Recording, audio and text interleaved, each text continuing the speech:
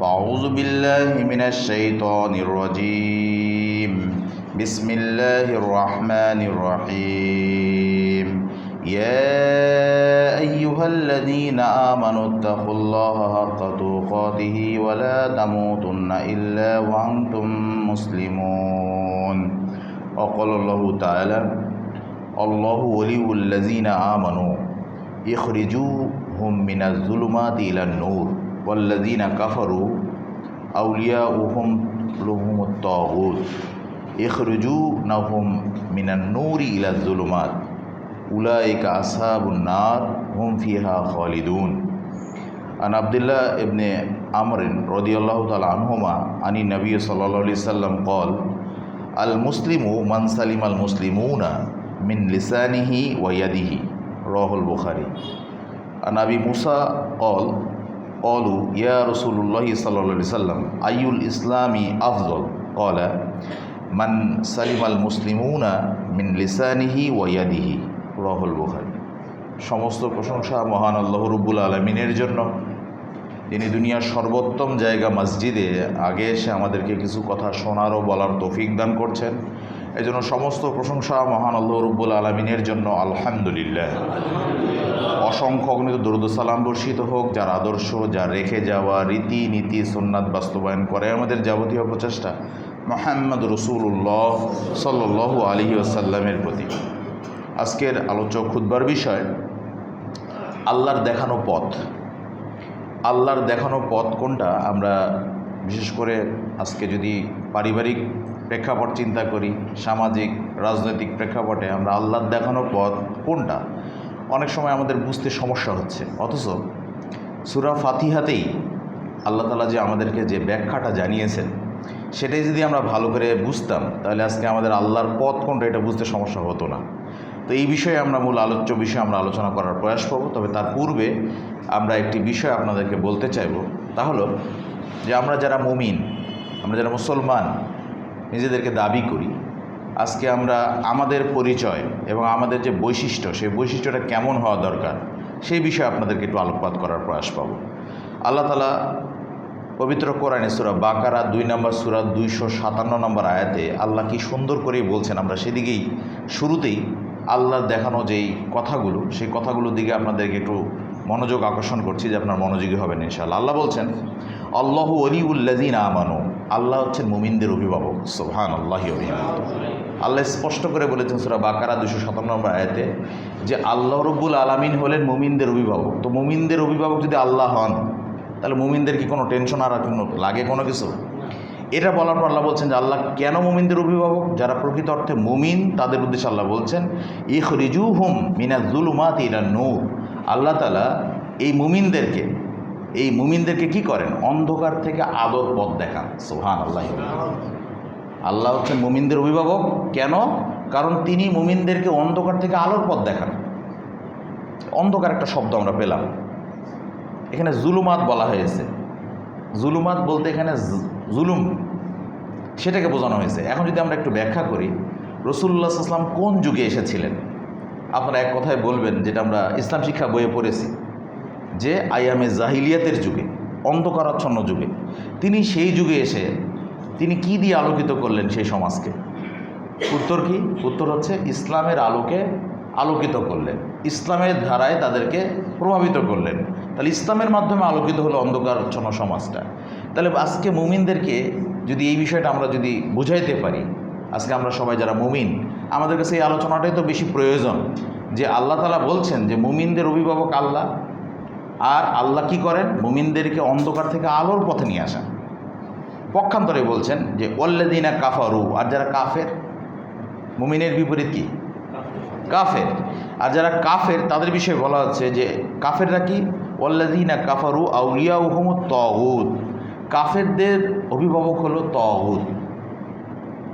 What is the তাগুত? তাগুতটা কি? আমরা পবিত্র কোরআন সূরা নাহলের 36 নম্বর আয়াতে আমরা জেনেছি আল্লাহ তাআলা ওখানে বলছেন ওয়ালাকাদ বাআসনা ফি কুল্লি উম্মাতি রাসূলা আন ইবুদুল্লাহ ওয়াসতানিবুত তাগুত। আল্লাহ ওখানেও তাগুতের সন্ধান দিয়েছেন আমাদেরকে। তাহলে আল্লাহ বলছেন যে যুগে যুগে আল্লাহ নবী এবং রসুল প্রেরণ করেছিলেন, নবী রসুল পাঠিয়েছিলেন, অন্যান্য নবী রসুলকে পাঠিয়েছিলেন স্ব গোত্রের জন্য। এই পয়েন্টটা কিন্তু আমাদের খেয়াল রাখতে হবে। পৃথিবীতে যত নবী রাসূল এসেছিল তারা তার স্ব জাতির জন্য এসেছিল, কিন্তু আমাদের নবী মুহাম্মদ রাসূলুল্লাহ সাল্লাল্লাহু আলাইহি সাল্লাম তিনি সারা বিশ্বের জন্য, এই সারা মহাবিশ্বের জন্য আল্লাহ তাআলা তাকে নাজিল করেছেন। সেই নবীর উম্মত হতে পারা এটা কিন্তু অত্যন্ত সৌভাগ্যের বিষয়। আমরা আবারও শুকরিয়া জ্ঞাপন করি আলহামদুলিল্লাহ।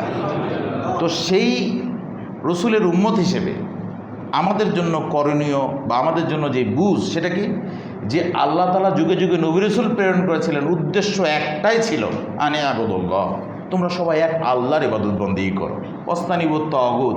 আর আল্লাহর ইবাদত থেকে যে বাধা দিবে, যেই বাধা দিবে, মানে আল্লাহর ইবাদত বন্দেগী করো, আর এই এক আল্লাহর ইবাদত বন্দেগী করতে যে বাধা দিবে সেই হচ্ছে তাগুত, সেখানে বিরত হবে। বোঝা গেল কি না? তার মানে যদি রাষ্ট্রে বাধা দেয় তাহলে রাষ্ট্র যিনি পরিচালনা সে উনিও তাগুত, কিন্তু আমার বাবা যদি বাধা দেয় উনি কি? উনিও তাগুত। এক কথায় এক আল্লাহর ইবাদত বন্দেগী করার ক্ষেত্রে যিনি বাধা হয়ে দাঁড়াবেন তিনি কি? তিনিই তাগুত। আর তাগুত যারা, তারা কিন্তু কাফেরদের অভিভাবক হচ্ছে তাগুত। এটাই আল্লাহ তাআলা বলছেন যে যারা কাফের তাদের অভিভাবককে, তাদের হচ্ছে তাগুত। তাহলে এই তাগুতদের কী করেন আল্লাহ তাআলা বলছেন, ইখরিজুনাহুম মিনান নূরি ইলাজ যুলুমাত। ঠিক উল্টাটা, মুমিনদের জন্য যেটা আল্লাহ করেন কাফেরদের জন্য বিপরীতটা করেন। কাফেরদের জন্য আল্লাহ তাআলা নূরের বিপরীতে অন্ধকার দেন, অর্থাৎ কাফেরদেরকে আলোর পরিবর্তে কী দান করেন? অন্ধকার দিয়ে দেন। তাহলে আজকে যারা আমরা মুমিন মুসলমান, আমাদের জন্য করণীয় হচ্ছে যে আমরা আসলে প্রকৃত সেই আলোর সন্ধান, অর্থাৎ আল্লাহর যে পথের সন্ধান সেটা আমরা বুঝতেছি কিনা, এটা আজকে আমাদের আলোচ্য বিষয়। এরপর আল্লাহ বলছেন যারা কাফের, যারা আলো থেকে অন্ধকারের দিকে ধাপিত হয় তাদের বিষয়ে আল্লাহ বলছেন উলাইকা আসহাবুন নার, এরাই হলো জাহান্নামের অধিবাসী, হুম ফিহা খালিদুন, যেখানে তারা চিরস্থায়ী বসবাস করবে। এখন আমরা যারা মুমিন মুসলমান, আমাদের জন্য এখন আজকের যে আলোচনার মূল বিষয় যে আল্লাহর দেখানো পথ বা যেটা নূর, আমরা যে নূর বলছি, এই যে আলো, সে আলোটা কোনটা, আল্লাহর দেখানো পথটা কোনটা, এই বিষয়ে আজকে আমাদের মূল আলোচনা বিষয় থাকবে। তবে আমরা এই মর্মে আমরা আপনাদেরকে আরেকটি বিষয়, মুসলমানের একটি পরিচয়, আজকে আমাদের সমাজে, আজকে আমাদের রাষ্ট্রে কী হচ্ছে তার একটা প্রেক্ষাপট আপনাদেরকে বলি, আমরা মূল আলোচনায় আসব। সহিহুল বুখারী 10 এবং 11 নম্বর হাদিসটা আমি শুরুতেই আপনাদের সামনে উল্লেখ করেছি, পাঠ করেছি। 10 এবং 11 নম্বর আয়াতে কী বলছেন হাদিসে, সহিহুল বুখারীর 10 নম্বর হাদিস আর 11 নম্বর হাদিসে কী বলছেন দেখুন।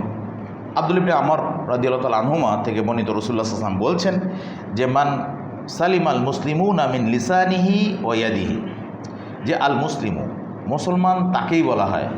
আমরা তো যারা মুমিন মুসলমান, মুসলমানের পরিচয় দিচ্ছেন যে মুসলমান তাকে বলা হয় যে তার কি করে না, যে তার হাত দিয়ে এবং জিহ্বা দিয়ে এবং হাত দিয়ে অন্যকে কি করে না, নিরাপদ থাকে, অন্য মুসলমান নিরাপদ থাকে, সে কি?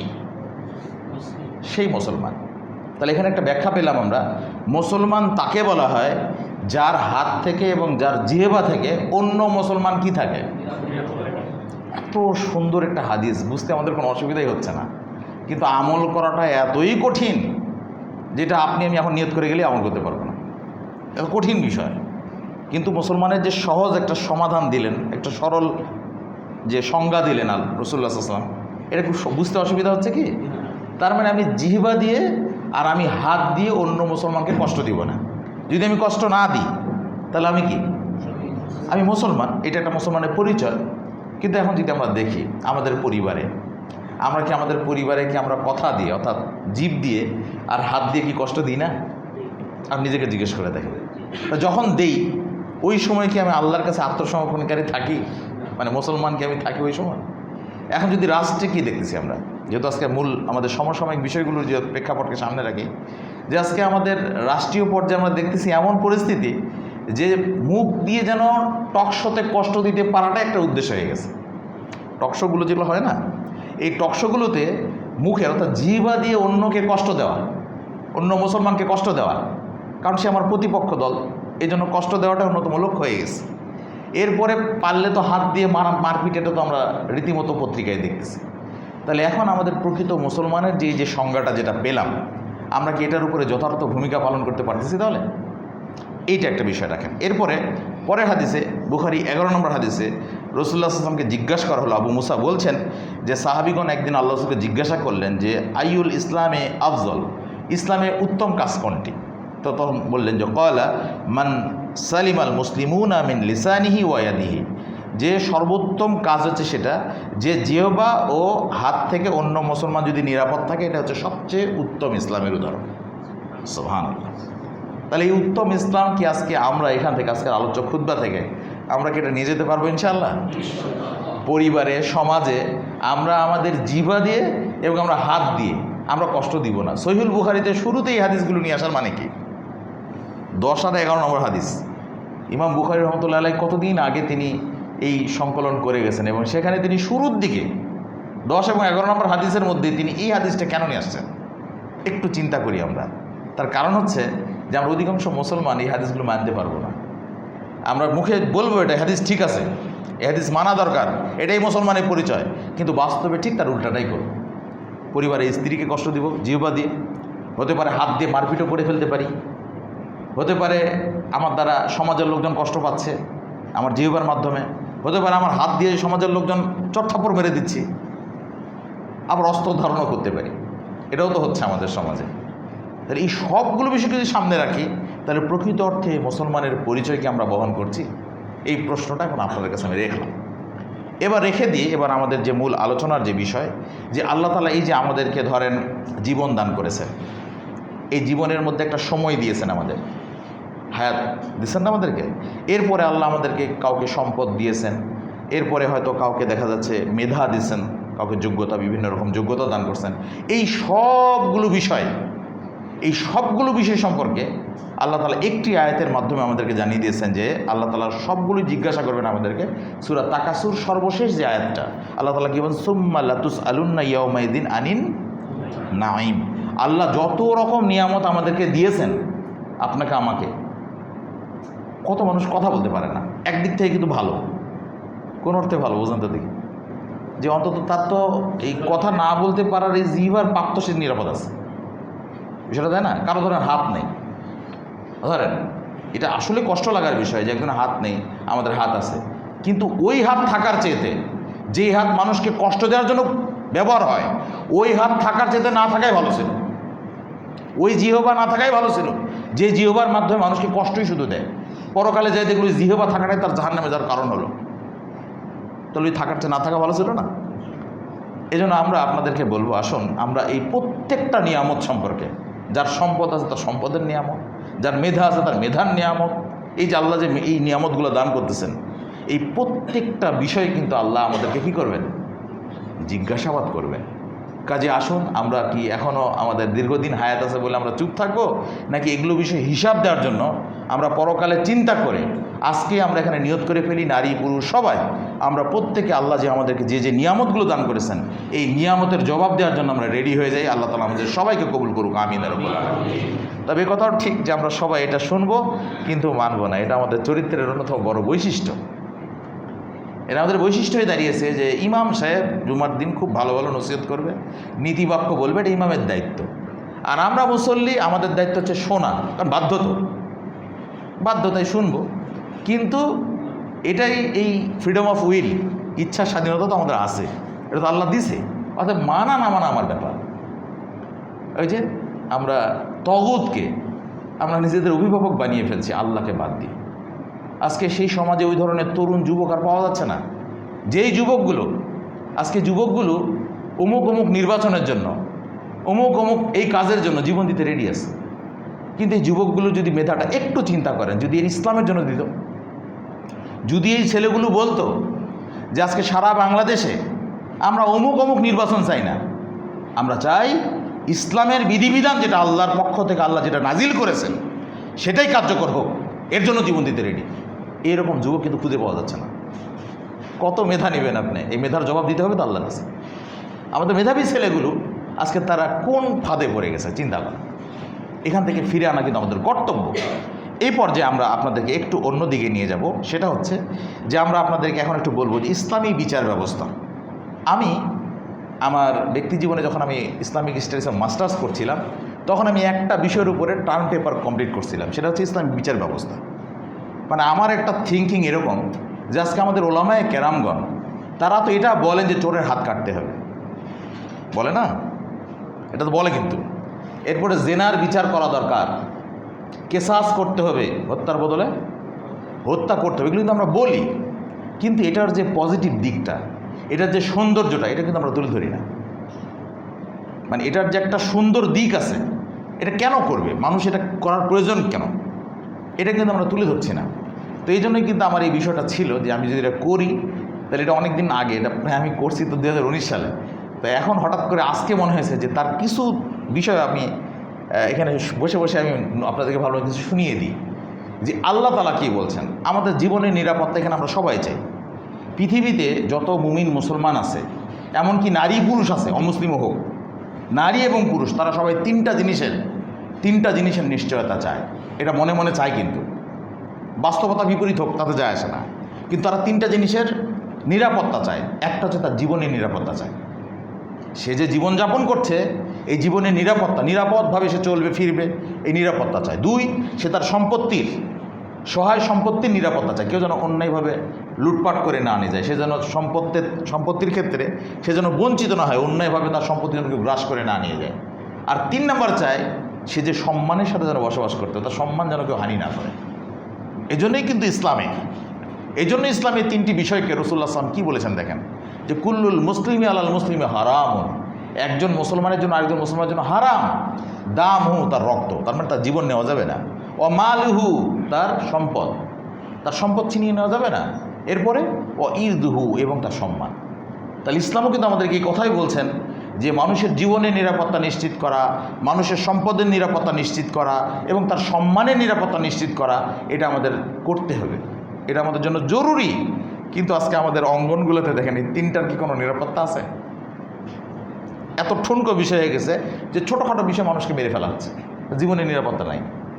সম্পদ ছিনিয়ে নেওয়া তো মামুলি ব্যাপার, এটা কোনো বিষয়ই না।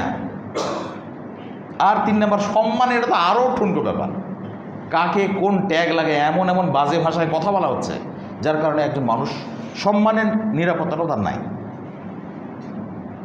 তো এই বিষয়গুলো নিরাপত্তা যে চাচ্ছি আমরা, এই বিষয়ে আল্লাহ তাআলা কি বলছেন দেখেন। আল্লাহ বলছেন সূরা বাকারা 179 নম্বর আয়াতে, আল্লাহ বলছেন ওয়ালাকুম ফিল কিসাসি হায়াতুন ইয়া উলিল আলবাব লাআল্লাকুম তাত্তাকুন। আমরা তো নিজেদেরকে অনেক বুদ্ধিমান দাবি করি, অনেক জ্ঞানীগুণী দাবি করি, আমাদের বিশ্ববিদ্যালয়ে যারা পড়ান তারাও নিজেদেরকে অনেক জ্ঞানীগুণী আমরা জানি, শিক্ষাবিদ ইত্যাদি ইত্যাদি, এবং যারা দেশের যারা ধরেন ইন্টেলেকচুয়াল পারসন, বুদ্ধিভিত্তিক যারা ব্যক্তিত্ব, তারাও কিন্তু দেখেন নিজেকে অনেক বুদ্ধিমান বলে। কিন্তু আল্লাহ কি বলছেন দেখেন, আল্লাহর দৃষ্টিতে বুদ্ধিমানকে আল্লাহ বলছেন ওয়ালাকুম ফিল কিসাসি হায়াতুন, হত্যার বদলে হত্যার মধ্যেই তোমাদের জন্য জীবন নিহিত রয়েছে। এটা কে বলছেন? সূরা বাকারা 179 নম্বর আয়াতে আল্লাহ বলছেন। এটা কোনো মনীষীর বক্তব্য নয়, যিনি এই সারা মানব জাতিকে সৃষ্টি করেছেন, যিনি সমস্ত পৃথিবী সৃষ্টি করেছেন, এমনকি অন্যান্য গ্রহ উপগ্রহ সৃষ্টি করেছেন, তিনি বলছেন যে এই কেসাসের মধ্যেই তোমাদের জন্য জীবন নিহিত রয়েছে। আল্লাহ বলছেন হায়াতুন, তোমাদের জন্য জীবন নিহিত রয়েছে। হত্যার বদলে হত্যার মধ্যেই তোমাদের জন্য কি আছে? জীবন, তোমাদের জীবন নিরাপত্তা। এরপরে কি বলছে জানেন? ইয়া উলিল আলবাব, হে বুদ্ধিমান সম্প্রদায়। তার মানে যারা এটা বুঝে না, তাহলে ওরা কি? এখন আপনি চিন্তা করেন, মানে যারা এটা বুঝতেছে না যে এর মধ্যে জীবন নিহিত আছে, যারা এটা বুঝতেছে না তাদেরকে আপনি বুদ্ধিমান বলবেন? আল্লাহ তো বলছেন বুদ্ধিমান কারা? যারা এইটা বুঝতেছেন যে হত্যার বদলে হত্যা এটা কার্যকর না করাটা এটা নির্বুদ্ধিতা, আর এটা কার্যকর করাটাই কি জ্ঞানী সম্প্রদায়ের কাজ। এরপর আল্লাহ কি বলছেন? লাআল্লাকুম তাত্তাকুন। এই তাত্তাকুন শব্দটা আমরা রমাদানেও জানি। রমাদানে সিয়াম ফরজের কারণ কি? কি অর্জন করেন আপনি? 1 মাস 30 দিন বা 29 দিন সিয়াম পালন করে আমরা কি অর্জন করি? তাকওয়া অর্জন করি।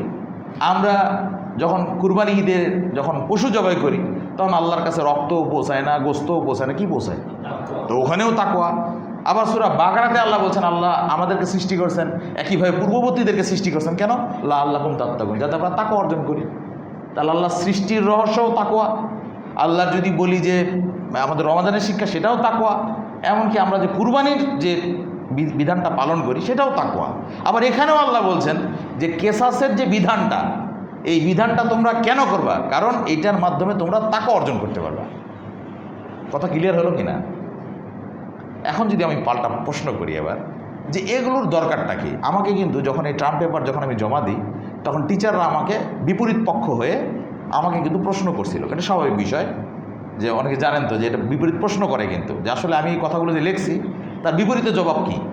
আমাকে বলছিল, আচ্ছা যদি কেসাস যদি করা হয় তাহলে হত্যার বদলে হত্যা, তো একজন যে হত্যা করছে তাকে যদি মেরে দিত, তার তো পরিবার আছে, তার পরিবার আছে না? তো তার পরিবার এখন কি করবে? তার পরিবারে তো এখন উপার্জন কে করবে? তার পরিবারকে তাহলে অসহায় করে দেওয়া হলো না?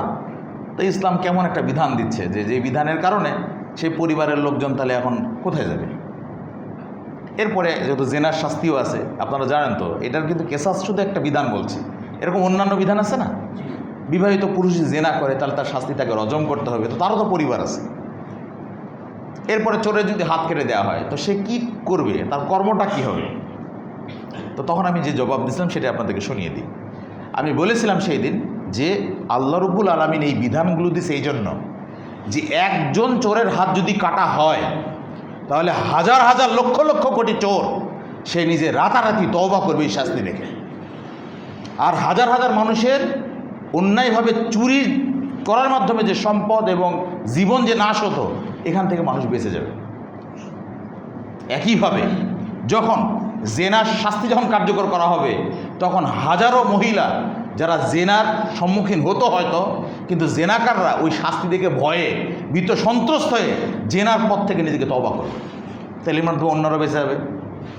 আর একইভাবে যদি হত্যার বদলে হত্যার আইন যদি কার্যকর করা হয়, তাহলে হাজারো হত্যাকারী যারা মানুষকে হত্যার পরিকল্পনা করে, তারা হত্যার পরিকল্পনা থেকে নিজেকে নিবৃত্ত রাখবে, তাহলে অন্যরা বেঁচে যাবে। তাহলে একটা পরিবারের চিন্তা করতে গেলাম আমরা, কিন্তু সে যে হাজারো মানুষকে যে হত্যা করছে সেই চিন্তা কে করবে? ওই পরিবারগুলো নিহত হয়ে যায়, ওই পরিবারের চিন্তা করতে হবে না?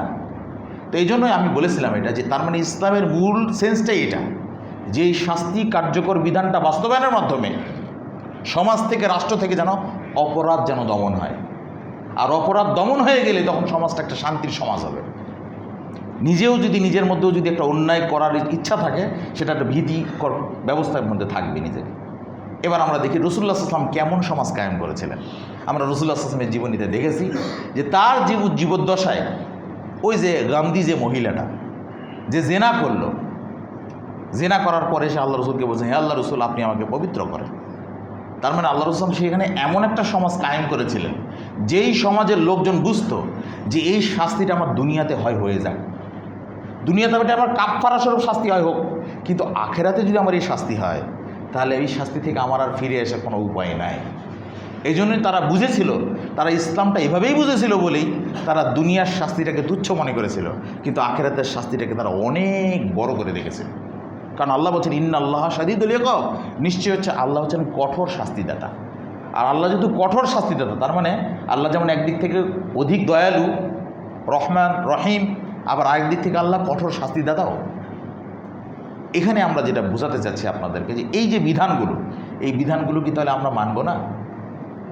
আমাদের মধ্যে কি এই বুঝ থাকা দরকার না? আজকে এই যে আহমদ আলী জামে মসজিদে আপনারা যারা খুতবা শুনতে আসেন, আপনাদের কাছে আমার একটা দাবি থাকবে এই, যে আসুন না, অন্য কেউ মানুক আর না মানুক, কে এর পক্ষে আছে আর নাই আমার দেখা যায় আসে না, কিন্তু ইসলামের বিধিবিধানের কাছে আমি আমার মাথাকে, আপাদ মস্তককে আমি নত করব, এটাই যেন আমার শিক্ষা হয় আজকের এই আলোচ্য খুতবা থেকে। আল্লাহ আমাদের কবুল করুক, আমিন রাব্বুল আলামিন। এবার আসুন যে একদল মানুষ মুমিন হওয়া সত্ত্বেও তারা যেটা মানবে না, সেই বিষয়ে আল্লাহ কি বলছেন দেখেন। আল্লাহ বলছেন সূরা নূর 24 নম্বর সূরা 48 নম্বর আয়াতে বলছেন, ওয়াইজা দু ইলাল্লাহি ওয়া রাসূলিহি লিয়াহকুম বাইনাহুম, যখন পরস্পরের বিবাদ মীমাংসার জন্য আল্লাহ এবং তার রসুলের আনুগত্যের জন্য যখন তাদেরকে ডাকা হয়, এখন তারা হতে পারে মুমিন, হতে পারে কাফের, যখন তাদেরকে ডাকা হয় যে আল্লাহ এবং তার রসুল যেই ফয়সালা দিয়েছে সেই বিবাদ মীমাংসার ফয়সালাটা তোমরা মেনে নাও, তখন কি হয় দেখেন। তখন আল্লাহ বলছেন ইদা, তখন তোমরা দেখবে ফারিকুম মিনহুম মুরিজুন, একটি দল পাশ কেটে চলে যাবে। যখন বলা হবে আল্লাহ এবং তার রসুলের যে ফয়সালা, সেই ফয়সালার মাধ্যমে তোমাদের বিবাদীয় সমস্যার সমাধান করে নাও, তখন আল্লাহ বলছেন তখন তোমরা দেখবে একটি দল কি করছে, পাশ কেটে চলে যাচ্ছে, পাশ কেটে সরে যাবে। তাহলে ওই দলের মধ্যে কি আপনি আমি থাকবো নাকি? ওই পাশ কাটা দলের মধ্যে কি আপনি আমি থাকবো? এটা আজকের খুদবার আলোচ্য শিক্ষার একটা অংশ, কিন্তু যে আপনি আমি বাস্তবায়ন করতে পারছি না সেটা আলাদা ব্যাপার, কিন্তু আমি পাশ কাটা দলের মধ্যে থাকবো না। এ নিয়ে বিনিয়ে ব্যাখ্যাকারী হয়ে আমি এদিক সেদিক কোনো কথা বলবো না। আমার কথা এটাই, ইসলামের এই বিধানই মানবজাতির জন্য কল্যাণকর, এই বিধানই বাস্তবায়ন করা হোক, অন্য কোনো বিধান নয়। এটাই আমাদের বক্তব্য, এটা আপনাদেরও বক্তব্য হওয়া চাই। আল্লাহ তাআলা বোঝার তৌফিক দান করুক, আমিন। এবার দেখেন আরেকটি দল আছে, এরা কারা? আল্লাহ বলছেন সূরা নিসা 61 নম্বর আয়াত, আল্লাহ বলছেন ওয়াইযা কিলা লাহুম তাআলাউ ইলা মা আনজালাল্লাহ ওয়া ইলা রাসূল, যখন তাদেরকে ডাকা হয় আসো আল্লাহ এবং তার রাসূলের পথের দিকে, আল্লাহ এবং তার রাসূলের বিধানের দিকে এসো, মানি, তখন কি বলছেন আল্লাহ? দেখেন আল্লাহ বলছেন রাআইতাল মুনাফিকিন, তখন তোমরা মুনাফিকদেরকে দেখবে। তাই মুনাফিকদের বিষয় বলছেন, মুনাফিকদেরকে দেখবে ইয়াসুদ্দুনা আনকা সুদুদা, তখন ওরা পৃষ্ঠ প্রদর্শন করে মুখ ফিরিয়ে চলে যাবে। তাহলে এখন যদি আপনি এই বক্তব্য যেটা দিলাম, আমি আল্লাহর যে বক্তব্য যেটা দিয়েছেন, আপনি যদি মুখ ফিরিয়ে চলে যান, তাহলে আপনার পরিচয় আপনি নিজেই নিয়ে চলে যান। এটা আল্লাহই দিয়েছেন, আমি বলি নেই। কিন্তু ফতুয়া তো অনেক সময় আমরা আলেম ওলামার কাছ থেকে নেই, কিন্তু আল্লাহ বলেছেন এটা। কাজেই এই কথাটা কিন্তু ভারী হয়ে গেল, তাই না? কিন্তু এটা আমার কিছু বলার নাই, তো এটা আল্লাহ বলেছেন তাই বললাম, যে আল্লাহর নাজিলকৃত বিধান আপনি আমি মানতে পারছি না সেটা আলাদা ব্যাপার, বাস্তবায়ন করতে পারছি না সেটা আলাদা ব্যাপার, কিন্তু আমি পাশ কেটে যাওয়ার সুযোগ আমার নাই। আমার কথা বলতেই হবে আমাকে। এটা আল্লাহ তাআলা আমাদের সবাইকে এই বিষয়টা বোঝার তৌফিক দান করুক। আমার মূল আলোচনার বিষয় কিন্তু এটাই ছিল, যে এই বিষয়টা যেন আমরা বোঝার যেন চেষ্টা করি। আল্লাহ তাআলা আমাদের সবাইকে এই বিষয়টা বুঝে বাকি সারা জীবন যাপন করার তৌফিক দান করুক, আমিন। এবার আমি যে বিষয়টি আবার আপনাদেরকে যে বিষয়টির জন্য নিয়ে আসবো, সেটা হচ্ছে যে ইসলাম যে আমাদেরকে যেই শিক্ষাটা দিলেন, যে আমাদের হাত এবং জিহবা দিয়ে যেন অন্যকে আমরা কষ্ট না দিই, এই বিষয়গুলো যেন আমরা মনে রাখি। প্রত্যেকটা নিয়ামত সম্পর্কে আল্লাহ তাআলা আমাদেরকে জিজ্ঞাসাবাদ করবেন। এবার আপনাদেরকে একটি কথা বলবো, সেটা হচ্ছে আমাদের সমাজে অধিকাংশ লোকজন সঠিক পথ থেকে, মানে আল্লাহর পথ বাদ দিয়ে সঠিক পথ থেকে পথভ্রষ্ট কেন হচ্ছে? নারী পুরুষ সবাই কেন পথভ্রষ্ট কেন হচ্ছে? কেন আমরা পথচ্যুত হচ্ছে কেন? এই বিষয়ে আল্লাহ তাআলা কি বলছেন দেখেন, সূরা আহজাব 67 নম্বর আয়াতে আল্লাহ বলছেন অকলু, কিয়ামতের মাঠে যেদিন আর ফিরে আসার সুযোগ থাকবে না, সেই দিন আল্লাহকে যারা পথভ্রষ্ট হয়েছিল তারা কি বলবে দেখেন, কলু, তারা বলবেন রব্বানা, হে আমাদের প্রতিপালক, ইন্না আতা'না সাদাতানা ওয়া কুবরানা, আমরা আমাদের নেতাদের, সাদাতানা ওয়া কুবরানা, এবং আমাদের বড়দের মানে বোঝেন নাই, এক শ্রেণীর আলেম ওলামা বলে না, এত বড় বড় আলেমরা, বুঝতেছেন, এত বড় আলেম, এত বড় বড় বড় বড় বড় বড়, মানে তাদের দৃষ্টিতে বড় বড় বড়, এই যে বড় আর নেতা দুই শ্রেণীর কথা বললেন। এরা কি করেছিল? এরা আমাদেরকে ফাআযাল্লুনা সাবিলা, এরাই আমাদেরকে সঠিক পথ থেকে পথচ্যুত করেছিল, পথভ্রষ্ট করেছিল। তাহলে কয় শ্রেণী? একটা হচ্ছে নেতা, আর একটা কি বড় প্রধানরা। এখন চিন্তা করেন, তাহলে এরাই পথভ্রষ্ট করছে। তাহলে একটা হতে পারে ধর্মীয় নেতা, হতে পারে রাষ্ট্রীয় নেতা, হতে পারে ধর্মীয় অঙ্গনে বড় কেউ, হতে পারে রাজনৈতিক অঙ্গনে বড় কেউ, দুটোই হতে পারে। তো তাহলে এরাই তাহলে মানুষকে কী করতেছে? পথভ্রষ্ট করতেছে। এই মর্মে আমরা একটি হাদিস, যদি সহিহুল বুখারী 100 নম্বর যে হাদিসটা আছে না, বুখারীর 100 নম্বর হাদিসটা, সেই বিষয়ে আমি গত কয়েকদিন আগে একটা আলোচনায় বললাম যে মানুষ যখন আলেম ওলামা পায় না, যখন মানুষ আলেম ওলামার কোনো সন্ধান পায় না, তখন কি করে? তখন সে আলেম ওলামা যখন পাচ্ছে না, তখন ফাসুইলু ফাআফতাউ বিগাইরি ইলম, তখন তারা মূর্খদেরকে নেতা বানায়। সঠিক আলেম যেহেতু পাচ্ছে না, তো মূর্খদের কাছ থেকে ফতুয়া ফারেজ নেয়, তো তাদেরকে জিজ্ঞাসাবাদ করে বিগাইরি ইলম। আর তখন জিজ্ঞাসা করলে ওই সমস্ত মূর্খ নেতারা বিনা ইলমেই ফতুয়া দেয়, ইলম ছাড়াই ফতুয়া দেয়, বিগাইরি ইলম। এরপরে তারা কি হয়? ফাযাল্লু আও আযাল্লু, তারা নিজেরা পথভ্রষ্ট হয় এবং তারা নিজেরা পথভ্রষ্ট করে অন্যদেরকে। এটাই কি হচ্ছে না আমাদের সমাজে? তাহলে এই বিষয়গুলো কিন্তু এখন সামনে রাখি। এবার আপনাদেরকে কিন্তু আমি মূল মেসেজটা দিতে যাচ্ছি। সব আলোচনা, সব অংশ ভুলে যান, আপনার যায় আসে না, কিন্তু সূরা ফাতিহার এখন যে আলোচনা আমি করব, এটা কিন্তু কিছুতেই ভোলা যাবে না। এটা একবারে, এই যে ভিডিও হচ্ছে, এটা পরবর্তীতে দেখবেন। আমি সিরাতের ক্লাস নিই, তো আমাদের কয়েকদিন আগে এক ইন্সপেক্টর, উনি রাজশাহী থানার, তো উনি এসে আমার কাছে যেই তথ্যটা দিলেন আমি নিজেও আশ্চর্য হয়েছি যে আমি যখন এটা বলছি তখন আমি ওই সেন্সে, মানে উনি যে সেন্স থেকে এত দূর ভাবছে আমি বুঝিনি, কিন্তু আমি বোঝানোর চেষ্টা করছি, সেটা আপনাদেরকে বলতে চাচ্ছি যে দেখেন আপনাদের এর উপকার হয় কিনা। আসুন আমরা সূরা ফাতিহা এখানে সবাই জানি, এটা মুসলমান মাত্র আমরা সূরা ফাতিহা সবাই জানি। আসুন সূরা ফাতিহা আমাদেরকে কী শিক্ষা দিয়েছেন আল্লাহ এবার বলেন। আল্লাহ তাআলা সূরা ফাতিহা শেষের অংশে বলছেন ইহদিনাস সিরাতাল মুস্তাকিম। হে আল্লাহ, আমরা আল্লাহর কাছে বলছি কি, হে আল্লাহ আপনি আমাদেরকে কী করেন, সরল সঠিক পথ দেখান। সহজ কথা, তাহলে পথের কথা আমরা দাবি করছি আল্লাহর কাছে, হে আল্লাহ আপনি আমাদেরকে সরল সঠিক কি দেখান, পথ দেখান। এবার আপনাকে প্রশ্ন, সমাজে অধিকাংশ মানুষ পথের উপরে আছে নাকি মতের উপরে আছে? তাহলে এখন দেখেন আমরা আল্লাহর কাছে দাবি করছি হে আল্লাহ আপনি আমাদেরকে পথ দেখান, আর আমরা চলি কিসের উপরে?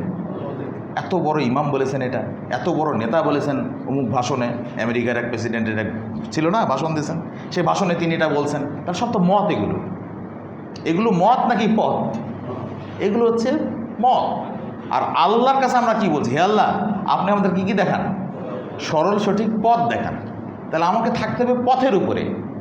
এখন এই পথের ব্যাখ্যাটা কি আল্লাহ ব্যাখ্যা দিচ্ছেন, সিরাতাল্লাযীনা আনআমতা আলাইহিম, তাদের পথ যাদের প্রতি আপনি কি করেছেন, অনুগ্রহ করেছেন বা নিয়ামত দান করেছেন। তাহলে এখানে একটা বিষয় পেলাম যে আল্লাহ, তাহলে এখন প্রশ্ন হতে পারে না যে আল্লাহ কাদের প্রতি নিয়ামত দান করেছেন, আল্লাহ কাদের প্রতি অনুগ্রহ করেছেন? এটাই সূরা নিসা আয়াত নাম্বার 69। এগুলো মনে রাখবেন, কিন্তু যাচ্ছে রেকর্ড থাকবে, আপনারা পরে দেখে নেবেন। সূরা নিসার 69 নম্বর আয়াতে, এই আয়াতের ব্যাখ্যাটা ওখানে আল্লাহ বলে দিয়েছেন। সিরাতাল্লাযীনা আনআমতা আলাইহিম এটা সূরা ফাতিহার আয়াত, আর ব্যাখ্যাটা কোথায় আসছে? সূরা নিসার 69 নম্বর আয়াতে। তাহলে ওখানে আল্লাহ কি বলছেন এর ব্যাখ্যায়, এটা আমরা এখন বলবো। তবে এটা মনে রাখবেন যে কোরআনের যে তাফসির করা হয় না, সর্বোত্তম তাফসির হচ্ছে কোরআন বিল কোরআন। কোরআনকে কোরআন দ্বারা তাফসির করা এটা সর্বোত্তম তাফসির। তাহলে আপনাদেরকে আমি কোনটা বলতেছি, কোরআনের আয়াত থেকে এই আয়াতের ব্যাখ্যা দিচ্ছি। যেমন আল্লাহ বলছেন, দেখেন আনআমতা আলাইহিম কে, আল্লাহ বলছেন সূরা নিসার 69 নম্বর আয়াত আল্লাহ বলছেন ওমা ইতিল্লাহ ও রসুলা, যারা আল্লাহ এবং তার রসুলের আনুগত্য করলো, ফাউলাইকা মাআল্লাযীনা আনআম আল্লাহ। এই যে আনাম, আল্লাহ তাদের প্রতি কি করেছেন, অনুগ্রহ করেছেন, নিয়ামত দান করেছেন। আলাইহিম মিনান নাবিয়্যিন ওয়াস সিদ্দিকিন ওয়াস শুহাদা ওয়াস সালিহিন। কয় শ্রেণী? 4 শ্রেণীর। তাহলে নিয়ামত দান করেছেন আল্লাহ যারা আল্লাহ এবং তার রসুলের আনুগত্য করে, এবং নবীদের, সিদ্দিকদের, শুহাদাদের, আরেকটা কি সলিহিনদের। 4 শ্রেণী, নবী, সিদ্দিক, শুহাদা, সলিহিন, তাদের প্রতি আল্লাহ কি করেছেন। এবার একটা প্রশ্ন, নবী, সিদ্দিক, শুহাদা, সলিহিন এদের মত নাকি পথ? ওখানে কিন্তু আল্লাহ আগেই বলেছেন সিরাতাল্লাযীনা আনআমতা আলাইহিম, তাদের কি, তাদেরও মত নয়, মানে নবীদেরও মত নয়, মানে নবীদের শারীরিক বিষয়ে এটা তো মত না, ওটা তো আল্লাহর পক্ষ থেকে বলেছেন তাই তারা বলছেন। তার মানে ওটা তো পথ, ওহির পথ, তাদের ব্যক্তিগত কথা কি নয়। যেটা আমরা হাদিসে বলি, এগুলো কি রসুল নিজ মুখ থেকে কোনো কথা বলেছেন, নাকি আল্লাহর পক্ষ থেকেই তিনি ওহি প্রাপ্ত হয়ে বলেছেন? আর ওহিটাই হচ্ছে পথ। তো সেই পথ, তাহলে নবীদেরও পথ, সিদ্দিকদেরও পথ, শুহাদাদেরও পথ, সলিহিনদেরও পথ। তার মানে ইসলামে নতুন কোনো ব্যক্তির মত যখন যুক্ত হয় সেটাকে কি বলা হয় জানেন? সেটাকেই বলা হয় বিদআত। বিদআত কোনটাকে বলে? যখন নবীদের পথ, সিদ্দিকদের পথ, শুহাদাদের পথ, সলিহিনদের পথ যখন থাকে না, সেটাকে কি বলা হয়? বিদআত বলা হয়। তার মানে ইসলামী শরীয়তে নতুন করে কিছু দেওয়ার নাই। এইখানের এই আলোচনা থেকে আমাকে, যেহেতু সামনে আগামী কয়েকদিন মধ্যেই আবার একটা এমন দিবস আছে যেই দিবসকে বলা হয় সাইয়্যিদুল আইয়াদ, মানে ঈদদের আবার সেরা ঈদ। এমনিতে তো ঈদ আছেই, আর ঈদেরও আবার সেরা ঈদ নাকি আছে। অথচ মুহাম্মদ রাসূলুল্লাহ সাল্লাল্লাহু আলাইহি সাল্লাম যখন মক্কা থেকে মদিনায় আসলেন, ইতিহাসটা জেনে রাখবেন, যেটা সহিহ বুখারীতে এই হাদিসটা আসছে, অন্যান্য কিতাবে আসছে। যখন রাসূল মক্কা থেকে মদিনায় আসলেন তখন দেখলেন যে মদিনার লোকেরা 2 দিন খুব উৎসব আনন্দ ফুর্তি করে। তখন আল্লাহ রসুল বললেন তাদের উদ্দেশ্যে, কদ আবদালাকুমুল্লাহ বিহিমা খায়রাম মিনহুমা ইয়াউমাল আযহা ওয়া ইয়াউমুল ফিতর, যে তোমরা কি এতে খুশি নও যে আল্লাহ তাআলা তোমাদেরকে এই 2টা জাহিলি দিনের, এই 2টা দিনের চেয়েতে আল্লাহ তাআলা তোমাদেরকে আরও উত্তম 2টি দিন দান করেছেন। সুবহানাল্লাহ। সেই একটা দিন কি আযহার দিন, আরেকটা হচ্ছে ফিতরের দিন। তাহলে আমাদের এটা কি আল্লাহ রসুলের দেওয়া এটা পছন্দ হলো না নাকি? মানে আল্লাহ রসুলের দেওয়া এই দুটো দিন কি আমাদের পছন্দ নয়? তিনি বললেন যে খয়রুম মিনহুমা, তোমাদের জন্য দুটো দিন ও আরও দেওয়া হয়েছে, উত্তম দুটো দিন দেওয়া হয়েছে। সেই দুটো দিন দুটো ঈদের দিন। এখন ওই দুটো ঈদ বাদ দিয়ে নতুন করে কোনো ঈদ শরীয়তের মধ্যে ঢুকাই, তাহলে ওই ঈদের খবর রসুল্লাহ সাল্লাল্লাহু ছিল না, নবী সিদ্দিক শুহাদা সালেহিনেও ছিল না। তাহলে নতুন করে যখন আসবো তখন আমি কোন পথে থাকতেছি? আমি কি সিরাতুল মুস্তাকিমের পথে থাকতেছি নাকি আমি অন্য কোনো পথে থাকতেছি? আমি বোঝার চেষ্টা করি। এখানে আরেকটা বিষয় আমরা বলি, এটাকে বলা হয় রাসূলুল্লাহ সাল্লাল্লাহু আলাইহি ওয়াসাল্লামের জন্মবার্ষিকী উপলক্ষে, তাই না? এই বিষয়ে একটা কথা দেখেন, যেই দিন যেই দিন রসুল নবী, মানে জিনিসটা চিন্তা করেন, আমাদেরকে বলা হচ্ছে যে লাকাদ কানা লাকুম ফি রাসূলিল্লাহি উসওয়াতুন হাসানা, তোমাদের জন্য রয়েছে রসুলের মাঝে উত্তম আদর্শ। রসুল কি যেদিন জন্ম নিয়েছিলেন সেদিন তিনি রসুল ছিলেন? 40 বছর পর তিনি নবুয়ত পেয়েছেন, ওই দিন তিনি নবী ও রসুল। তাহলে আল্লাহ বলছেন তোমাদের মধ্যে রয়েছে রসুলের জীবনীর মাঝে উত্তম আদর্শ। এখন আমরা বুঝে নিয়েছি যে তার জন্মটাও আমাদের আদর্শ। যেদিন তিনি জন্ম নেন সেই দিনটা যদি আদর্শ হতো, তাহলে এই দিনটা সবচেয়ে পালনকারী হিসেবে অগ্রণী ভূমিকা কারা পালন করতেন? সাহাবায়ে কেরামরা।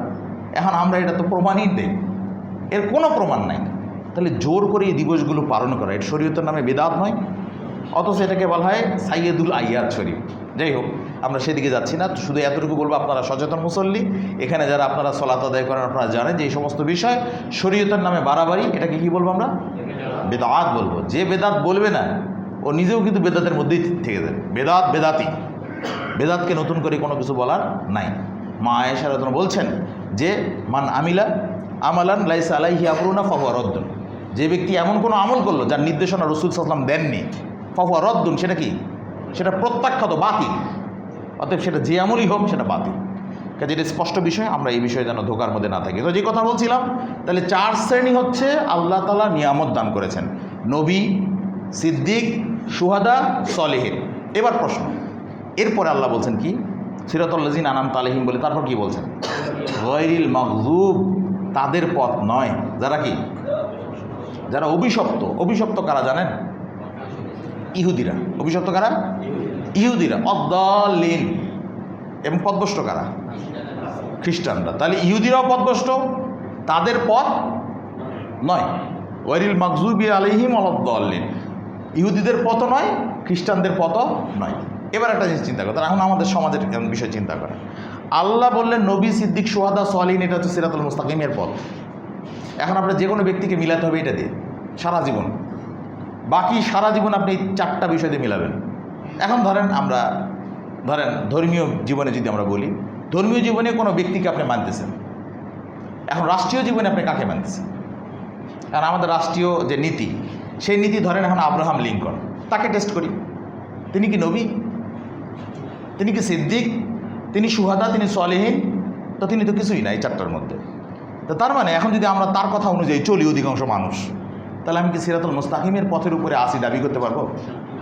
এটা একটা প্রশ্ন। 2 নাম্বার, এখানে আল্লাহ আরও ক্ল্যারিফাই করছেন, বলছেন গায়রিল মাগযুব, তোমরা ইহুদিদের পথ নিও না, আবার ওদের পথ নয়, অদ্দাল্লিন, এবং খ্রিস্টানদের পথ নয়। এখন বলেন আব্রাহাম লিঙ্কন ইহুদি খ্রিস্টানদের মধ্যে পড়ে না? তাতে স্পষ্ট হয়ে গেল। ক্লিয়ার হলো কি না বোঝার চেষ্টা করেন, এটা বোঝার চেষ্টা করেন। ইন্সপেক্টর কিন্তু এই কথা বুঝছিলেন, বলে আমাকে সে উনি কমপ্লিমেন্ট দিয়েছেন, কিন্তু আমি আপনাদের বোঝাতে চাচ্ছি। এখন আপনি চিন্তা করেন, সমাজে অধিকাংশ আলেম ওলামা থেকে শুরু করে রাজনৈতিক নেতারা, তারা এখন সূরা ফাতিহার সাথে কি মুনাফিকি হচ্ছে কি হচ্ছে না? চিন্তা করেন, হচ্ছে না? আবারও বলি, আল্লাহ বলছেন ইহদিনাস সিরাতাল মুস্তাকিম, হে আল্লাহ, আমরা আল্লাহকে বলছি আল্লাহ আপনি আমাদেরকে সরল সঠিক কি দেখান? পথ দেখান, চলতেছি মতের উপরে। এখানে একটা ঝামেলা। 2 নম্বর হচ্ছে আল্লাহ বলছেন সিরাতাল লাযিনা আনআমতা আলাইহিম, তাদের পথ। কাদের পথ? নবীদের পথ, সিদ্দিকদের পথ, শুহাদাদের পথ, সলিহিনদের পথ, তাদের পথ। এরপর আল্লাহ আরও ক্লিয়ার করছেন ইহুদি খ্রিস্টানদের পথ নয়। এবার রাজনীতি বলেন, রাজনীতি কি? রাজনীতি ইহুদি খ্রিস্টানদের দেওয়া, সেই পথের উপরে আসি, নবী রাসূলদের পথে আমরা নাই। এখন প্রশ্ন আসতে পারে যে এখন যদি এই রাজনীতি যদি ইহুদি খ্রিস্টানদের পথে না করি, তাহলে খেলাফত পাবো কী করে? আশ্চর্য, এর আগে কি খেলাফত ছিল না? এই তরিকার আগে কি খেলাফত ছিল না? তো তখন যেভাবে খেলাফত আসে এখন সেভাবেই খেলাফত আসবে। এইটার কারণ, এটা যে আমার বেরিয়ার, তার মানে এটা যদি আমরা বাদ দিয়ে দিই তাহলেই খেলাফত আসবে ইনশাআল্লাহ। এখন সহজে বিষয়টা বুঝছেন কিনা? এবার দেখেন শেষে আমরা কি বলি? আমিন বলি না? এখন আমাদের সমাজে একটা বিষয় খেয়াল করেন, সূরা ফাতিহা শেষ করে আমিন বলতে হয়, এই বিষয়টা একদল আলেম ওলামা স্বীকার করে, বলে না যে আমিন বলতে হয়। জোরে নাকি আসতে? আমরা তো জোরে বলি, কিন্তু ওরা কি বলে? আস্তে বলতে হয়। এটা অস্বীকার করে না, কিন্তু অস্বীকার করে আমিন বলতে হয় না, এই কথা অস্বীকার কেউ করেনি, বলে আস্তে বলতে হয়। কিন্তু তারা আবার সূরা ফাতিহা যে বলতে হয় ইমামের পিছনে, এটা কিন্তু স্বীকার করে না। আবার না, ইমামের পিছনে সূরা ফাতিহা পড়া যাবে না, এটা একটা বিষয় খেয়াল করে। তাহলে সূরা ফাতিহা যদি না পড়া লাগে, কিন্তু আমিন যদি স্বীকার করে, তাহলে এবার প্র্যাকটিক্যালি মিলাই এবার একটু। এটা আমার একটা গবেষণার একটা পার্ট। এবার আপনাদেরকে বলি, শোন, একটু পরে আমরা কি সালাত আদায় করবো? জহর, তারপরে মানে জুমা, এরপরে আসর। আসরের 4 রাকাত, আর এরপরে মাগরিবের 3 রাকাত, তাই না? তো মাগরিবের 3 রাকাত সালাতে প্রথম 2 রাকাত জোরে কেরাত, আর পরের রাকাতটা। তো প্রথম 2 রাকাত যখন জোরে কেরাত হবে, তখন আমরা মুসল্লি, আমরা শুনবো, আমরা শোনার পরে পর বলবো, তাই না? এরপরে সূরা ফাতিহা শেষ হবে, ইমাম সাহেব আমিন বলবো, আমরা আমিন বলবো, আর যারা আস্তে আমিন বলার তারাও আস্তে আমিন বলবে, ধরেন। কিন্তু যখন 3য় রাকাত হবে, তখন তো ইমাম সাহেব জোরে কেরাত করবে না, কিন্তু আমরা তো ইমামের পিছনে সূরা ফাতিহা পড়ি। তাহলে আমরা সূরা ফাতিহা পড়বো, আমাদের সূরা ফাতিহা শেষ হবে, আমরা আমিন বলবো। কি কথা ঠিক না? মিলে যাচ্ছে আমাদের। কিন্তু যারা বলছে যে আমিন বলতে হয় আস্তে, কিন্তু সূরা ফাতিহা পড়া যাবে না, এখন তারা আমিনটা বলবে কখন? চিন্তা করে দেখছেন কখনো? মানে এটা যে ইসলামী শরীয়তের সাথে কি, এখন আপনি চিন্তা করেন। 3য় রাকাতে যে আমিনটা বলবে, সে আমিনটা কখন বলবে তাহলে? এটা তো বললাম মাগরিবের 3 রাকাতের ক্ষেত্রে। এখন আসরের ক্ষেত্রে চিন্তা করেন, দিকে আসরের 4 রাকাত জোরে কেরাত নাকি আস্তে কেরাত? তো আস্তে কেরাত যদি হয়, তাহলে ইমামের পিছনে যারা মুসল্লি থাকবে, ওদেরকে বলে দেওয়া হয়েছে সূরা ফাতিহা পড়া যাবে না, নিষেধ শরীয়তে, কিন্তু আমিন বলতে হবে আস্তে। আমিনটা কখন বলবে ভাই? আমি চিন্তা করেন এবার, প্র্যাকটিক্যালি মিলান দেখি কখন বলবে। আপনার আমার সাথে মিলে যাচ্ছে, তাই না? কারণ আমরা সূরা ফাতিহা পিছনে পড়ি, আমাদের সূরা ফাতিহা শেষ হচ্ছে, আমরা আমিন বলি, তাহলে আমাদেরটা তো মিলতেছে। কিন্তু তারা আমিনটা বলবে কখন? নাকি এরকম ভাববে এখন, ওহো এতক্ষণ মনে ইমাম সাহেবের সূরা ফাতিহা শেষ হয়ে গেছে। মানে কি ইসলাম কি এরকম? আমি কিন্তু তাদেরকে অপমান করতে চাইনি, আমি বোঝাতে চাইছি আমার দৃষ্টিতে মনে হয়েছে যে সূরা ফাতিহার এই মূল বিষয়বস্তু ছিনিয়ে নেওয়ার কারণে এবং সূরা ফাতিহার এই আমিন ছিনিয়ে নেওয়ার কারণে আজকে অধিকাংশ মানুষ সিরাতুল মুস্তাকিমের পথ থেকে দূরে এবং অধিকাংশ মানুষ বিজাতীয় মতবাদের কারণে মেনে নিচ্ছে, এটাই মনে করছি। কাজেই সূরা ফাতিহার এই মর্মার্থই আজকে আমাদের কাছে ছিনিয়ে নেওয়া হয়েছে, এর মূল বিষয়বস্তু ছিনিয়ে নেওয়া হয়েছে। এখানে শেষে বলা হচ্ছে আমিন, হে আল্লাহ রাব্বুল আলামিন আপনি কবুল করেন, এটা সিরাতুল মুস্তাকিমের পথটা আমার সবচেয়ে ইম্পর্টেন্ট। এই বিষয়টা আপনারা বোঝার চেষ্টা করবেন ইনশাআল্লাহ। এই কথাটাই ছিল আজকে আল্লাহর যে পথ, আল্লাহর দেখানোর পথ কিন্তু এই যে এইটা, নবীদের দেখানো পথ, সিদ্দিকদের দেখানো পথ, সলিনদের দেখানো পথ, শুহাদাদের দেখানো পথ। এই পথের উপরে যেন আমরা বাকি আজীবন থাকতে পারি, আল্লাহ যেন আমাদের সে তৌফিক দান করেন, আমিন ইয়া রাব্বুল আলামিন। এই জন্যই আমি একটা কথা সবসময় বলে আসি যে আসুন না আমরা আমাদের এই মৌলিক বিষয়গুলি শিখি। আজকের আলোচনা কিন্তু কঠিন কোনো আলোচনা নয়, সূরা ফাতিহার আলোচনা। তো সূরা ফাতিহার এই বিষয়টা আমরা সবাই আশা করি বুঝতে পারছি, এবং এর উপরে যেন আমরা কায়েম দায়েম থাকতে পারি। কোন ইসলামী নেতা কী বললো এদিক দেওয়ার আমার কোনো সুযোগ নেই। আমাকে ইসলাম সূরা ফাতিহা যে শিক্ষা দিয়েছে, এই শিক্ষার আলোকে আমাকে গড়তে হলে আমাকে অবশ্যই অবশ্যই নবী সিদ্দিক শুহাদা সলিনদের পথের উপর থাকতে হবে, আব্রাহাম লিঙ্কনের পথের উপরে থাকা যাবে না। ব্যাস ক্লিয়ার কনসেপ্ট। আল্লাহ তাআলা আমাদের সবাইকে এই বিষয়টা বুঝে আমল করার তৌফিক দান করুক, আমিন রব্বুল আলামিন। আমরা পরিশেষে আপনাদেরকে যে কথাটা বলতে চাইবো সেটা হচ্ছে যে আমরা আজকে দেখছি একটা বিষয় যে শিরকি যে মতবাদগুলো আজকে আমাদের সমাজে রন্ধ্রে রন্ধ্রে ঢুকে যাচ্ছে। এর ফলে কি হচ্ছে? এর ফলে আমরা আমাদের মূল যে ইমানি যে স্পিড, এখান থেকে আমরা দূরে সরে যাচ্ছি। আজকে দেখেন আমাদের দুই পাশে কিন্তু কুফরি রাষ্ট্র, একদিকে মিয়ানমার, আরেকদিকে এই যে কুফরি রাষ্ট্র। আপনার কি মনে হয় যে এরা কি চেয়ে নাই? সারা পৃথিবীতে যতগুলো মুসলমান আছে তার মধ্যে বাংলাদেশ কিন্তু জনসংখ্যার দৃষ্টিতে, মুসলমানের সংখ্যার দৃষ্টিকোণ থেকে বাংলাদেশের অবস্থান কত? চতুর্থ বা তৃতীয়। এখন যদি আমরা চিন্তা করি যে এই রাষ্ট্রটাকে কি তাহলে গণনার মধ্যে নেয়নি কাফেররা? এরা কি গণনার মধ্যে নাই যে এদের মধ্যে ঝামেলা লাগাইতে হবে? আর সেই ঝামেলাটা কি? সেই ঝামেলাটা লাগাচ্ছে এখন তারা আমাদের মধ্যে। আমি মনে করি আমরা যদি পরস্পর একটা বিষয়ে এক হতে পারি যে ইসলামের স্বার্থে আমরা এক হব, ইসলামের বিধিবিধানগুলো এক হব, বৈষয়িক ব্যাপারগুলোতে পার্থক্য থাকবে আপনারা জানেন এগুলো, কিন্তু ইসলামের যে মূল অংশ এইটা আমরা কাউকে ছিনিয়ে নিতে দিব না। এই বিষয়টি যদি একমত থাকি, আশা করি বিজাতীয় কোনো মতবাদ আমাদের বাংলাদেশে থাকবে না, পালাইতে দিশ পাবে না, যেমন নেতারা পালিয়ে যাচ্ছে। কাজে আমি অনুরোধ করব এই বিষয়গুলো যেন আমরা বুঝে বাকি জীবনযাপন যেন করতে পারি। আল্লাহ আমাদের কবুল করুক, আমিন রব্বুল আলামিন। আকুলু কওলি হাযা আস্তাগফিরুল্লাহ। আলহামদুলিল্লাহ ওয়াহদা ওয়াসসালাতু ওয়াসসালামু আলা মান লা নাবিয়্যা বা'দা। আলহামদুলিল্লাহ, আমরা আজকে আপনাদের সামনে যে বিষয়টি নিয়ে আলোচনা করেছিলাম সেটা হচ্ছে সিরাতুল মুস্তাকিম বা আল্লাহর দেখানো পথ। আমরা যেন সবাই আল্লাহর দেখানো পথের উপরে যেন থাকতে পারি। আল্লাহ যেন আমাদের সে তৌফিক দান করেন, আমিন রব্বুল আলামিন। এখন আপনাদেরকে সমাধানের 3টি পথ। এক, আমাদের প্রত্যেককেই ইসলামের সৌন্দর্যটা মানুষের কাছে উপস্থাপন করতে, ইসলামের বিধিবিধানগুলো যে মানুষের জন্য কল্যাণকর। আজকে মানুষ যদি এটা বুঝতো তাহলে মানুষের কিন্তু এই অন্যায় হানাহানি আর থাকতো না। কিন্তু আজকে আমরা এটা না বোঝানোর কারণে আজকে কিন্তু এই মত পার্থক্য হচ্ছে। আমরাই পরস্পর শত্রুতে পরিণত হয়ে যাচ্ছি। আর একজন মানুষের জীবনটা এটা ইসলামে অত্যন্ত গুরুত্বপূর্ণ। এই বিষয়ে আমি গত খুতবায় আলোচনা করেছিলাম, কাজে ওই বিষয়ে আর নতুন করে বলছি না। শুধু এইটুকু বলছি যে ইসলামের প্রত্যেকটা মানুষের জীবনের মূল্যায়ন আল্লাহ তাআলা করেছেন। যেমন দেখেন মুহাম্মদ সাল্লাল্লাহু আলাইহি ওয়াসাল্লাম কতটা দয়ালু ছিলেন।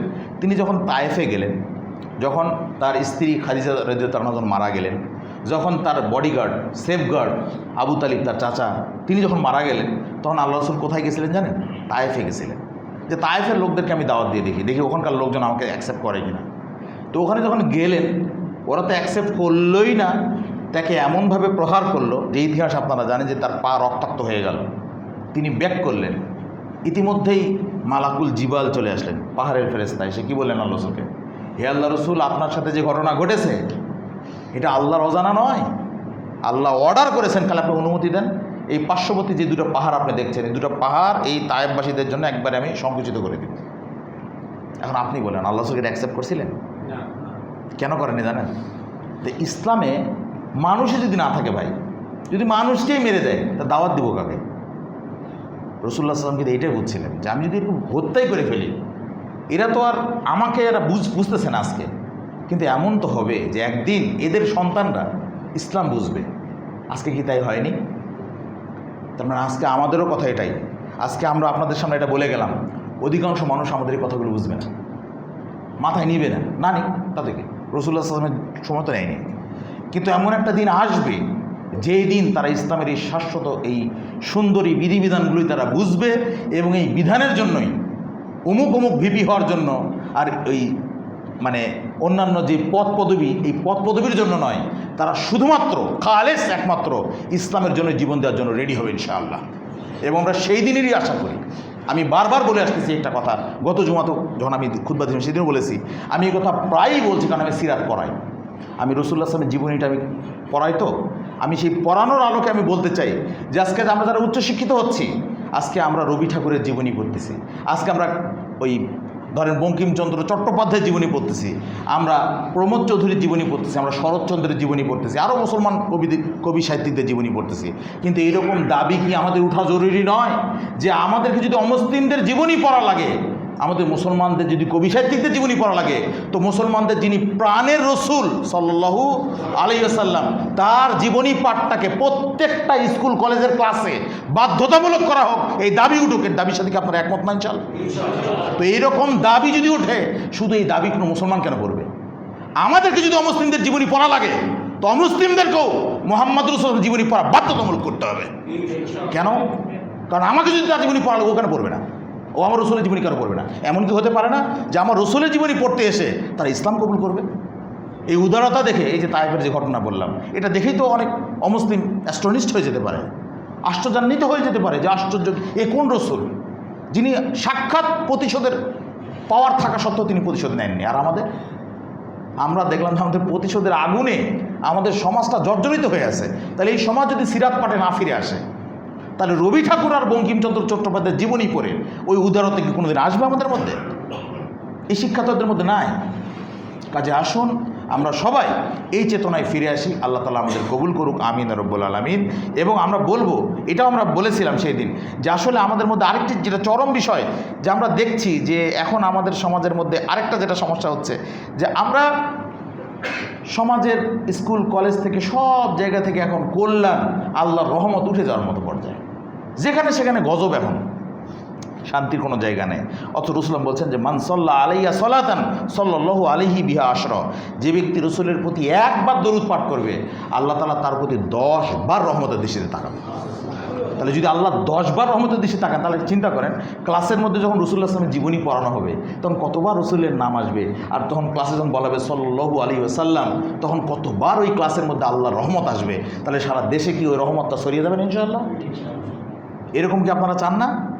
তো যদি আগামীতে কখনো, আমি এই সিরাত পাঠের মাধ্যমে একটা মেসেজ সবসময় দিয়ে রাখছি, আপনাদেরকে এগাও দিচ্ছি, এখনও দিচ্ছি, সেটা হচ্ছে আগামীতে যদি কখনো আমাদের এই সিরাত পাঠের এই মাধ্যমে যদি কখনো দাবি উঠে, ঢাকাতে যদি এরকম দাবি আমরা জানাই যে হ্যাঁ প্রত্যেকটা ক্লাসে রাসূলের জীবনী পড়া এটা বাধ্যতামূলক করতে হবে, দাবি মানতেই হবে, আপনারা থাকবেন ইনশাআল্লাহ? তখন কি আপনারা এখানে যদি আপনারা মনে করেন যে এই দাবিটা বাস্তবায়ন যদি আমরা করতে পারি জীবন দিয়ে হলেও, একদল যুবক এর জন্য জীবন দিক না, আমরা এটা চাচ্ছি বিশ্ববিদ্যালয়ে এই দাবি উঠুক যে রাসূলের জীবনী পড়া বাধ্যতামূলক করা হোক বিশ্ববিদ্যালয়ে। এটা এরা হচ্ছে কি চাচ্ছে যে সমতা করবে, বৈষম্য দূর করবে। তো বৈষম্য দূর আপনি কীভাবে করবেন? আপনি রাসূলুল্লাহ সাল্লাল্লাহু আলাইহি ওয়াসাল্লামের সবচেয়ে সর্বোচ্চ অগ্রাধিকার না দিতে পারেন, তার জীবনীকে যদি আপনি সবচেয়ে অগ্রাধিকার না দিতে পারেন, তো আপনার কাছে কী এমন আছে যার মাধ্যমে আপনি এই বৈষম্য দূর করবেন? পৃথিবী থেকে অন্য কোনো মতবাদ আছে? কাজেই সেটাই প্রকাশ্যে বলতে হবে, এটাই আমাদের দাবি। আল্লাহ তাআলা আমাদের সবাইকে বিষয়গুলো বোঝার তৌফিক দান করুক, আমিন ইয়া রাব্বাল আলামিন। আর আমরা যারা আহলে হাদিস সমাজের মানুষ, আমরা এটাই চাই যে আল্লাহ তাআলা যেন আমাদের এই দাবিগুলো, এই মনের যে দাবিগুলো, আমরা তো চাই প্রকৃত ইসলামের এই বিধিবিধানগুলো বাস্তবায়ন হোক। আল্লাহ তাআলা যেন আমাদের এই মনের চাওয়াগুলো যেন কবুল করে নেন, আমিন ইয়া রাব্বাল আলামিন। এজন্যই আমি আপনাদের সবাইকে বলবো, আসুন না আমরাও কিন্তু ওই রকম, আজকে হয়তো আমরা কিছু পারছি না, কিন্তু আমাদের যদি নিয়তটা আল্লাহর জন্য যদি থাকে, আজকে পাপ কাজ থেকে, নানামুখী যে খারাপ চিন্তা থেকে আমরা যদি ফিরে আসি, তো আল্লাহ আমাদের জন্য একটা সুব্যবস্থা করবে। আল্লাহ হয়তো আমাদেরকে এমনই পরীক্ষা নিচ্ছেন।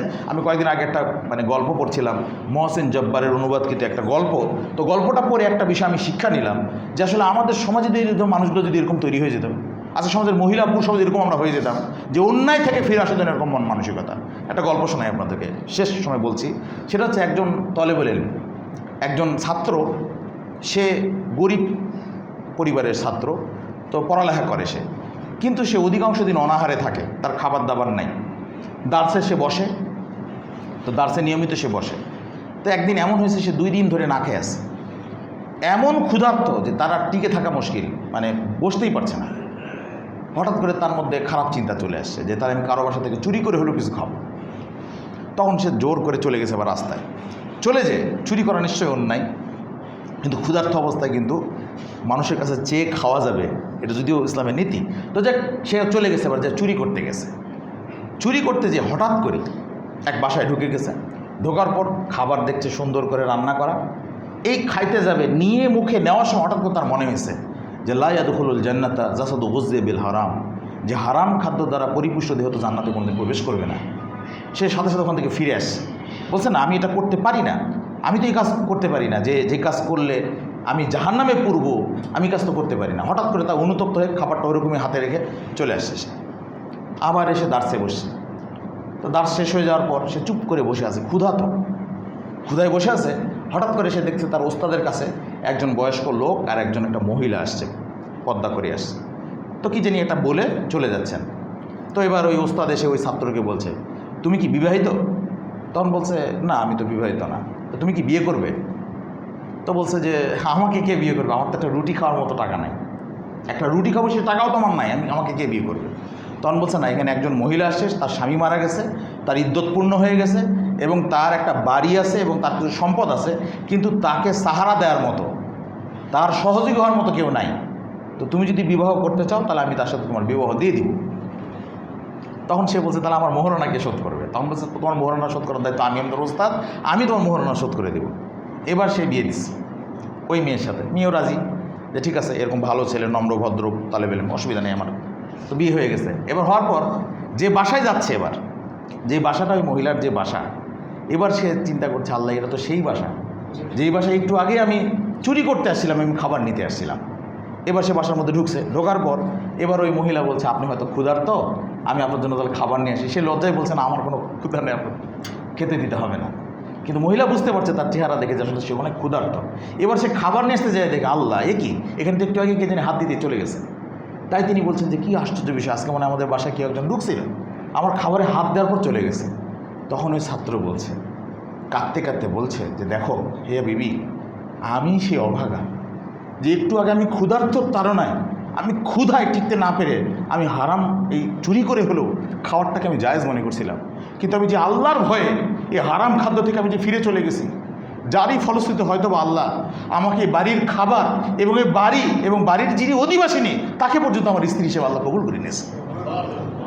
আজকে আমরাও কিন্তু এমন একটা পর্যায়ে চলে গেছি যে হারাম হালাল বিচার করতেছি না। ভাবখানা এমন হয়ে গেছে এই হারামি কুফরি গণতন্ত্র শিরকি গণতন্ত্রকে আপোষ করে নিচ্ছে। যদি এই আপোষ না করে স্রেফ যদি আল্লাহর উপরে এর উপরে কেউ কামড় দিচ্ছি, কেউ হয়তো একটু খাইয়ে নিয়ে ফেলছি, এই খাওয়া না খেয়ে যদি এতে যদি বর্জন করতাম এই হারামটাকে, তাহলে আশা করা যায় আল্লাহ তাআলা আমাদেরকেও কাঙ্ক্ষিত যে বিজয় এটা দান করতো।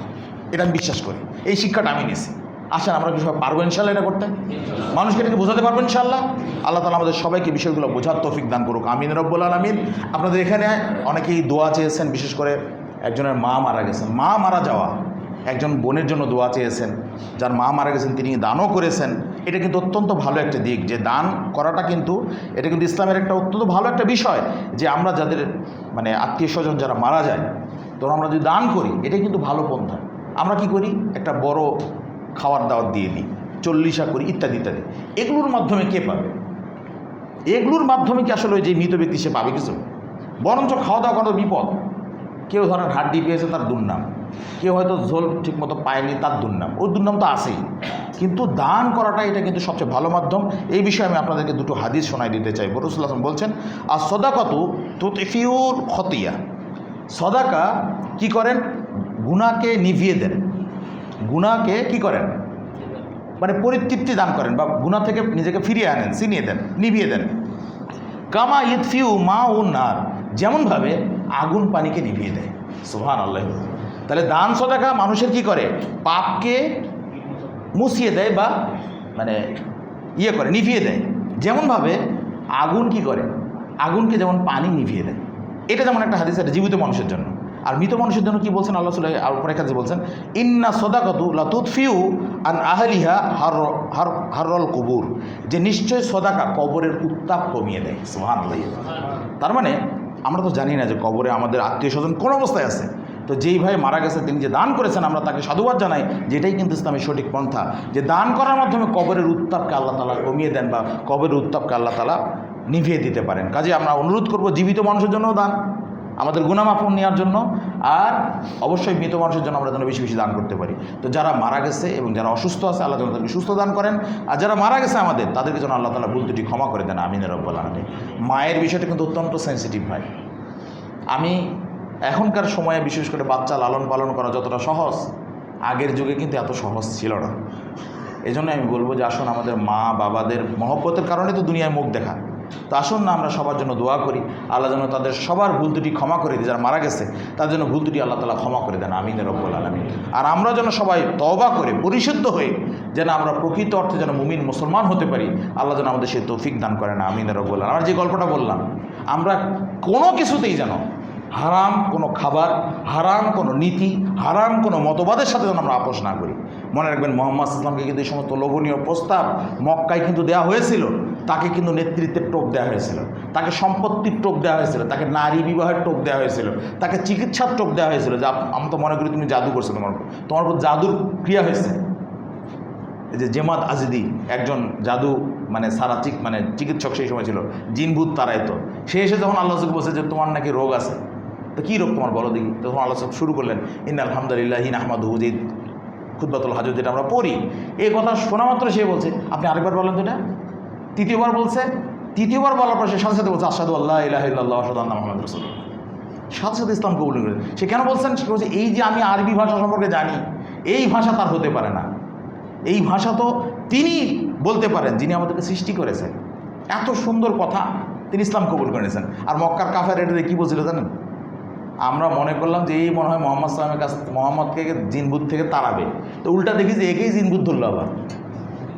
তো কাজে আমরা বলবো যে আমাদের বক্তব্য শুনে এমন মানে হতে পারে যে অনেকেই ফিরে আসতেছে, তখন আপনাকে অনেকে বলতে পারে যে এই তো আহলেদিসের ভূত তো এর মধ্যেও ঢুকলো রে, হয়তো এরকম। কিন্তু এটা এমনই একটা আকর্ষণ, কোরআন হাদিসের এমন একটা আকর্ষণ, এই আকর্ষণ ঠেকানো যায় না। এটা এমন একটা ব্যাপার, একবার যখন মানুষ বুঝে ফেলে তখন সে ওই আর ওখান থেকে আর ফিরে যায় না। কাজে আসুন আমরা সবাই মিলে তওবা করে একবারে প্রকৃত ইসলামের দিকে ফিরে আসি। আল্লাহ তাআলা আমাদের সবাইকে কবুল করুক, আমিন রাব্বুল আলামিন। আর আহলে হাদিসদের যে আদর্শ ঐতিহ্য, এই ঐতিহ্য নিয়ে যেন আমরা বাকি জীবনযাপন কাটাতে পারি, আল্লাহ যেন আমাদের কবুল করেন, আমিন রাব্বুল আলামিন। ইন্নাল্লাহ